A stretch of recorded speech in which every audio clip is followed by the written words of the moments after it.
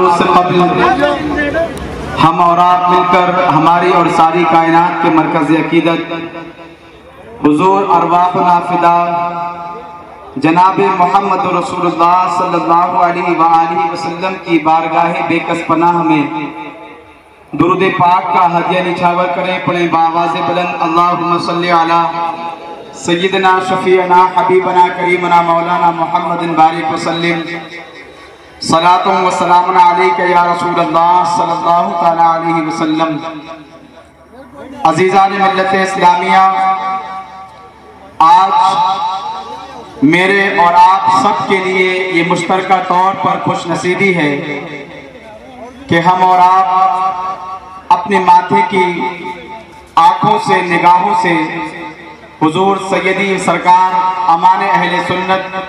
دامت برکاتہم القدسیہ کی زیارت کر رہے ہیں۔ یہ جس خاندان سے آئے ہیں وقت کی قلت دامنگیر ہے، اگر ان کی اہمیت اور فضیلت کو سمجھنا ہے تو امام کے ایک شعر سے اس خاندان کی اور ان شہزادگان کی فضیلت اور اہمیت سمجھی جا سکتی ہے۔ امام اہل سنت فرماتے ہیں، کیسے آقاؤں کا بندہ ہوں رضا، کیسے آقاؤں کا بندہ ہوں رضا، بول بالے میری سرکاروں کے، بول بالے میری سرکاروں کے۔ عزیزان ملت اسلامیہ، سیدی سرکار اعلیٰ حضرت ایک منقبت بارگاہ غوثیت مآب میں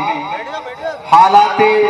پرخطر کو دیکھتے ہوئے لکھتے ہیں اور یوں استغاثہ پیش کرتے ہیں،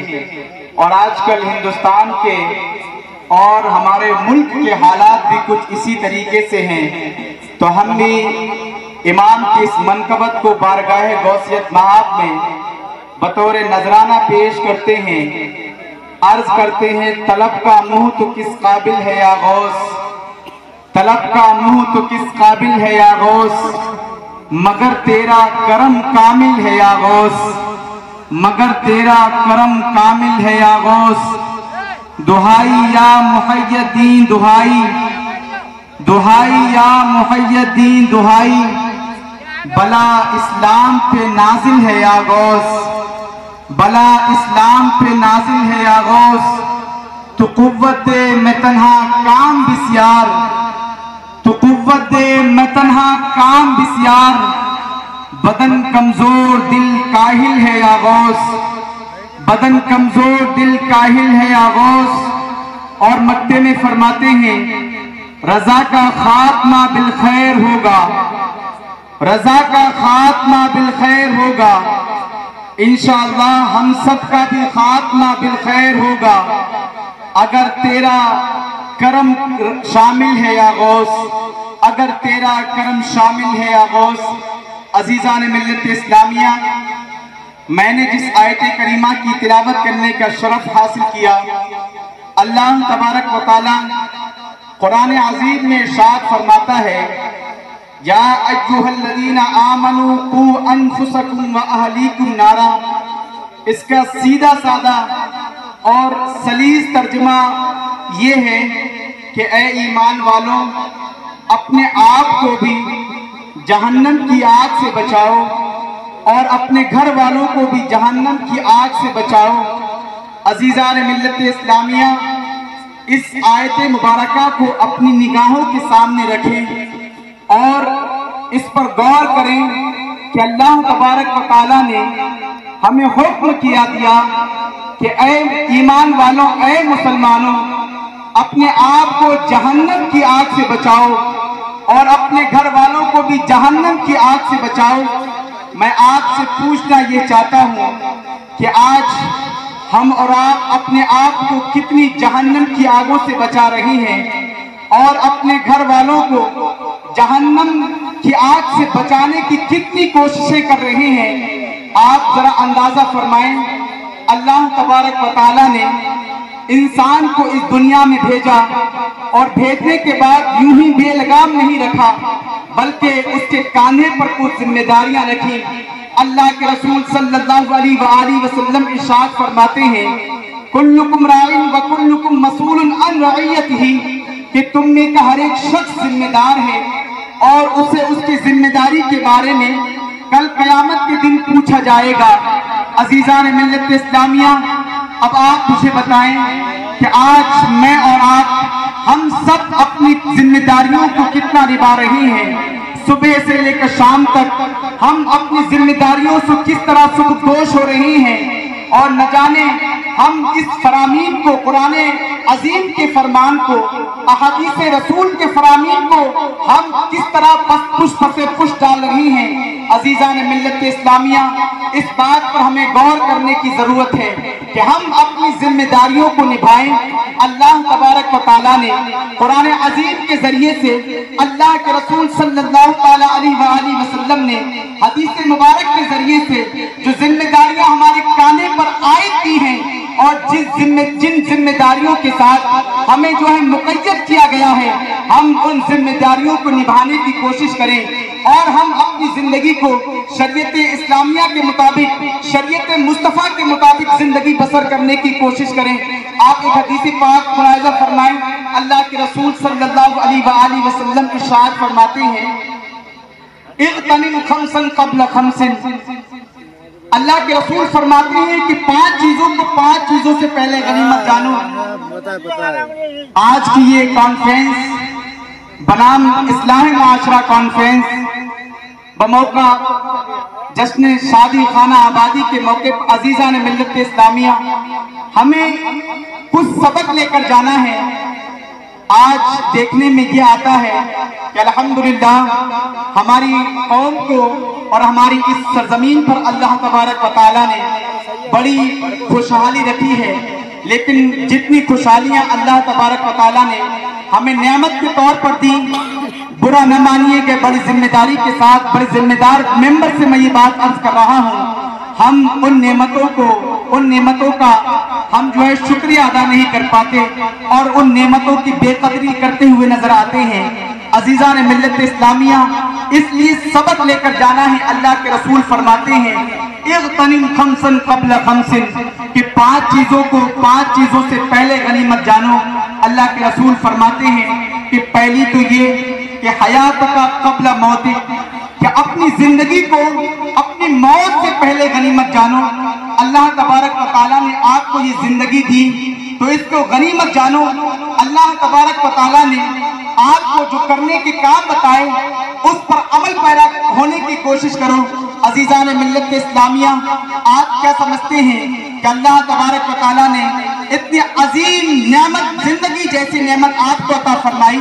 تو آپ اس نعمت کو اور اپنی زندگی کو گناہوں میں بسر کر کے یوں ہی آپ بیکار ضائع جانے دیں گے؟ عزیزان ملت اسلامیہ، اللہ کے رسول فرماتے ہیں کہ جب بندہ صبح کرے تو شام کا انتظار نہ کرے، اور جب بندہ شام کرے تو صبح کا انتظار نہ کرے، اس لیے کہ میں نے اور آپ نے بہت سارے ایسے واقعات اپنی بستی، اپنے سماج اور اپنے معاشرے کے اندر دیکھے کہ ایک بندہ رات کو صحیح سالم اپنے بستر پر سویا اور رات کے کسی پہر میں اس کو اٹیک جیسی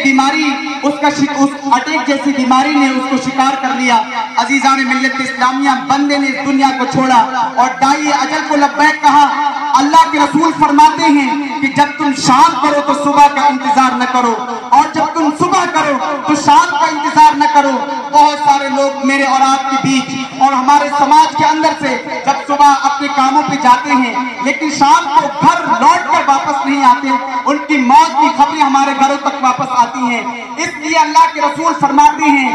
حیات کا قبل موت، اپنی زندگی کو اپنی موت سے پہلے غنیمت جانو۔ دوسری نمبر پر جو اللہ کے رسول صلی اللہ علیہ وآلہ وسلم نے ارشاد فرمایا، شباب کا قبل حرمک، اپنی جوانی کو اپنے بڑھاپے سے پہلے غنیمت جانو۔ عزیزان ملت اسلامیہ، آج دیکھنے میں یہ آتا ہے کہ آج ہمارے سماج کے نوجوان اپنی جوانی کی نشے میں، اپنے دولت کی نشے میں، اپنی طاقت کی نشے میں اور اپنے قوت کے نشے میں نہ جانے کس طریقے، نہ جانے کن کن جرائم کو انجام دے رہے ہیں، اور نہ جانے اپنی دولت کو اور اپنی طاقت کو کہاں صرف کر رہے ہیں۔ اللہ کے رسول صلی اللہ علیہ وآلہ وسلم نے فرمایا شباب کا قبل حرمک، کہ اپنے بڑھاپے سے پہلے اپنی جوانی کو غنیمت جانو. اللہ تبارک و تعالیٰ نے آپ کو جوانی کی دہلیز پر پہنچایا ہے تو اللہ تبارک و تعالیٰ کا شکر ادا کرو اور اپنی جوانی میں سجدے کرو, اپنی جوانی میں اللہ تبارک و تعالیٰ کی عبادت کرو, اس لیے کہ ایک وقت وہ بھی آئے گا جب آپ بڑھاپے کی دہلیز کو پہنچیں گے اور بڑھاپے کی منزل کو جب آپ پہنچیں گے اور آپ کو بیماریاں گھیر لے گی تو پھر جو ہے آپ چاہ کر بھی اللہ تبارک و تعالیٰ کی بندگی نہیں کر سکتے, اللہ تبارک و تعالیٰ کی بارگاہ میں سجدے نہیں کر سکتے. اللہ کے رسول صلی اللہ علیہ وآلہ وسلم نے ارشاد فرمایا کہ کل قیامت کے دن بندے مومن کے پیر اپنی جگہ سے ہل نہ سکیں گے جب تک اللہ تبارک و تعالیٰ اس سے 4 چیزوں کے بارے میں سوال نہیں کر لے گا.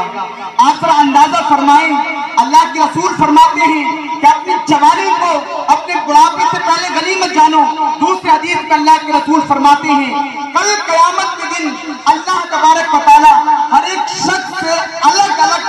فردن یہ 4 سوال کرے گا.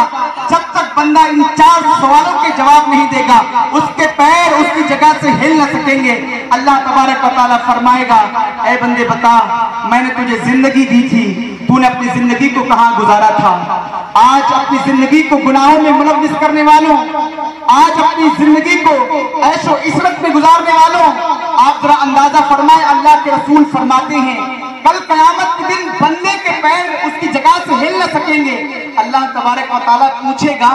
کہ اے بندے میں نے تجھے زندگی دی تھی, بتا تو نے زندگی کو کہاں گزارا؟ اگر میں نے اور آپ نے اپنی زندگی کو گناہوں میں گزارا ہوگا تو میرے اور آپ کے پاس کل قیامت کے دن اللہ تبارک و تعالیٰ کے سامنے جواب کیا ہوگا؟ اللہ تبارک و تعالیٰ دوسرا سوال بندے سے کرے گا کہ اے بندے میں نے تجھے جوانی دی تھی, کہاں تو نے اپنی جوانی کو گزارا, ذرا مجھے بتاؤ. اب آپ مجھے بتائیں اگر ہم اپنی جوانی کی نشے میں, اگر ہم اپنی طاقت کی نشے میں, اگر ہم اپنی قوت کی نشے میں اپنی جوانی کو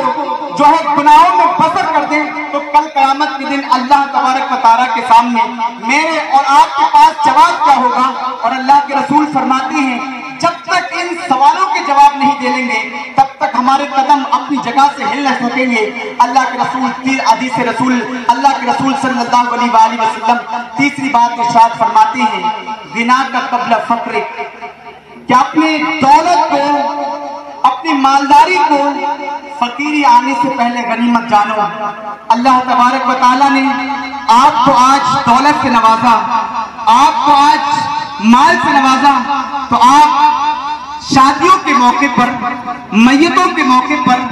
اور زندگی کے بے شمار مواقع پر اور بے شمار مراحل میں اپنی دولت کے بلبوتے پر اور اپنی دولت کی بنیاد پر آپ اپنے آپ کو گناہوں میں ملوث رکھتے ہیں. عزیزان ملت اسلامیہ, آپ تاریخ اسلام کا مطالعہ کریں اور آپ جب تاریخ کا مطالعہ کریں گے تو آپ کو یہ بات معلوم ہوگی کہ قارون جیسے امیر ترین لوگ, شداد جیسے مالدار لوگ اللہ تبارک و تعالیٰ نے جن کو